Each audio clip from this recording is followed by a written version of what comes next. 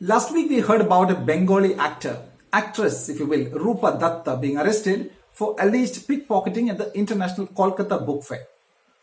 Shouldn't surprise us given that the movie industry, which employs tens of thousands of people from actors, directors and technicians to script writers, singers and theatre owners, has been among the worst hit sectors during the COVID years.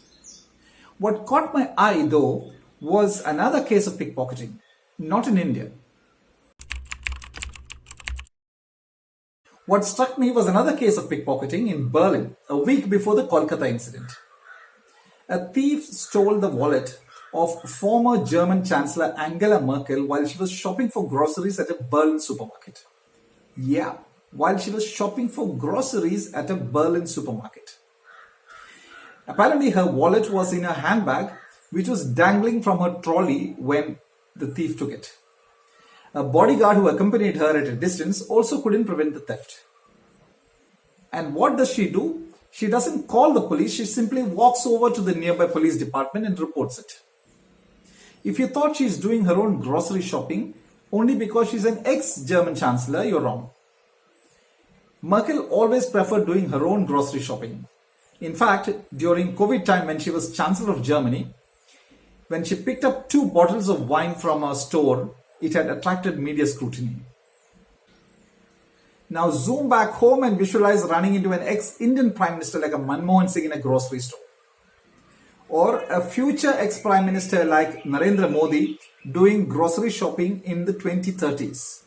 I'm saying 2030s because the Congress is giving us the impression that he's certainly going to win the 2024 and 2029 elections. Unable to visualize meeting an ex-Indian Prime Minister at a grocery store, a holiday destination or a restaurant? That is what really distinguishes us, or rather disgraces us in a comparison with a Germany. Not really the size of the industry, the exports, the GDP and things like that. Talking of GDP, Germany has the 4th largest GDP in the world, $4 trillion, and India is 5th with $2.94 trillion. But compare the populations of the two countries and you see the chasm. Germany has only 84 million people, comparable to a Madhya Pradesh, which has 85 million people, and no comparison to India, which has 1,400 million people, or 1.4 billion population. Which is where the per capita GDP becomes relevant. India's per capita GDP is only $2,200, no comparison to Germany's $46,560. But lo and behold, the Chancellor of Germany, which has a per capita GDP of $46,560, can do her own grocery shopping, while a nation with a per capita GDP of only $2,200 has an army of staff to attend to every need of its leaders. Now don't ask why we are poor. In contrast, in India, even state governors live in such comfort and luxury that they can be forgiven if they think that the Raj continues in the Raj Bhavans. Now here's a list of staff at an average state Raj Bhavan. Appreciate the Malayalam Manorama for bringing this out. Now keep in mind that the governor's office has staff deputed to what is called the governor's secretariat and the governor's household. Put together, these are the staff. 4 personal staff, a secretary who is an IAS officer, 2 ADCs or aides de camp, a controller, 2 deputy secretaries, 2 under secretaries, a private secretary, a PRO, an additional secretary, a personal assistant, an additional personal assistant, 1 higher grade section officer, 2 section officers, 1 tour superintendent, 12 assistants, 4 typists, 2 confidential assistants, 22 office attenders, 2 daffodars. Now this is interesting. It actually is from the British Raj. In the Indian Imperial Police and certain sections of the Indian Army under the British, there were daffodars, a terminology for junior officers who are natives of India. Then there is a binder, 2 motorcycle dispatch riders, yes, in the age of the internet, 1 tailor, 2 cooks, 2 washermen and a supervisor for them, 1 carpenter, 12 gardeners, 5 laskars, again that's a British era term for an Indian military servant, and 4 waiters. Oof, that's a lot of people and a massive office requiring millions to run. The Kerala Governor's Office, for instance, was budgeted 108 million rupees for this fiscal. If governors can live such high lives, why not chief ministers? After all, they are elected by the people.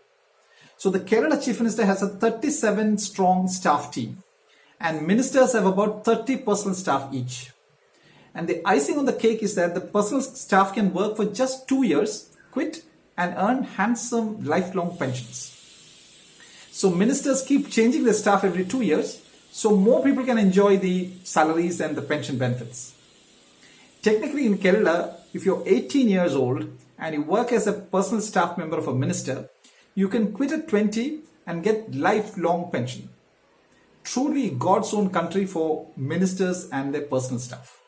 Even the Supreme Court is appalled. Supreme Court slams Kerala over pension for minister staff after 2 years service. So nice to read that, but so inconceivable that the Supreme Court's admonition will be taken seriously. If governors, chief ministers and ministers can have such high lives, it is natural for MLAs also to aspire for the same.